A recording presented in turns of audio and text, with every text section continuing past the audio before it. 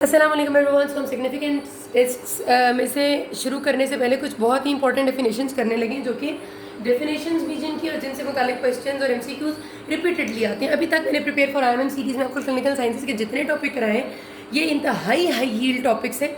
ये वो है जिनमें से बेतहाशा एमसीक्यूज आते हैं, चाहे एमटी हो, चाहे आईएमएम हो, चाहे एमआरसीपी पार्ट 1 या एमआरसीएम हो।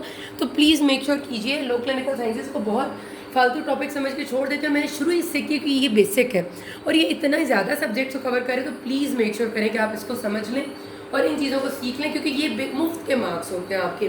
सिर्फ सादी सादी डेफिनेशंस हैं। अब नल है, ये सारी जो डेफिनेशंस है ना, ये इसकी भी रिसर्च का बेसिस होती है। तो अगर आपने रिसर्च करनी है, आपको ये डेफिनेशंस नहीं पता, तो आप नहीं आगे जा सकते। हम इतना करेंगे जितना हमारे एमसीक्यू सॉल्व हो जाए। इन सारी डेफिनेशंस को समझने के लिए हम एक बेसिक सा वो ले लेंगे एग्जाम्पल कि सपोज हमारे पास एक कंट्रोल ग्रुप है, एक एक्सपेरिमेंटल ग्रुप है। ये ग्रुप्स हम कब बनाते हैं? जब भी हम कोई रिसर्च स्टडी कंडक्ट करते हैं किसी भी नई चीज़ को पढ़ने के लिए। फॉर एग्जांपल, मैं ये पढ़ना चाहती हूँ कि ओल्ड एज पेशेंट्स में, ये किसी भी एज के पेशेंट्स मैंने ले लिए और मैंने 100 पेशेंट्स ले लिए कंट्रोल ग्रुप में, 100 ही ले लिए एक्सपेरिमेंटल ग्रुप में, और मैंने ये देखना है कि क्या एस्पिरिन देने से कोलोरेक्टल कैंसर के रिस्क कम होता है या नहीं। यानी इनमें से जो लोग आगे जाके कोलोरेक्टल कैंसर डेवलप करेंगे, क्या उनमें एस्पिरिन देने से कोई कमी आती है या नहीं, और इनमें कोई प्री डिस्पोजिंग जेनेटिक डिजीज़ थी। बस आप एग्जांपल समझ लें, ठीक है। तो कंट्रोल ग्रुप वाले जो 100 पेशेंट्स थे, उनमें मैंने कोई दवाई नहीं दी, और एक्सपेरिमेंटल ग्रुप वाले 100 पेशेंट्स में मैंने एस्पिरिन दे दी, ठीक है। ये मेरे दो ग्रुप्स हैं।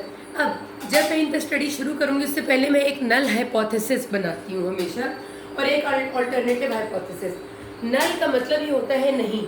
नल हाइपोथेसिस स्टेट ये करता है कि हमारे दोनों ग्रुप्स में कोई डिफरेंस रिजल्ट में नहीं आएगा, यानी कि एस्पिरिन देने से और एस्पिरिन के बगैर होने से कोलोरेक्टल कैंसर के रिस्क में के होने में कोई डिफरेंस नहीं है।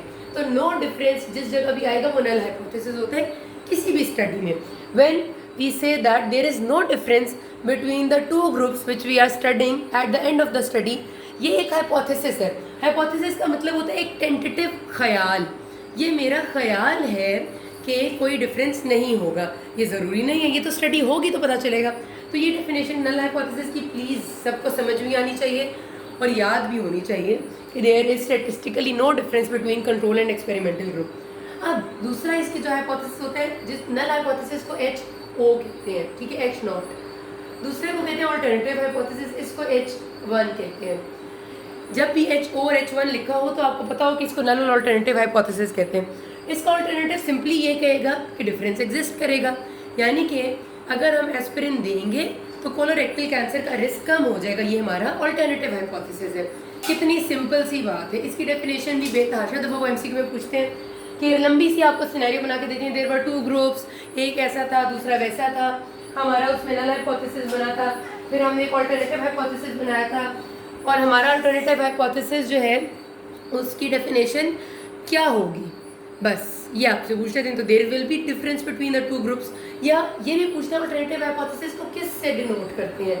एक एमसीक्यू ये भी आया है, H0 stands for what? Null hypothesis, ठीक है।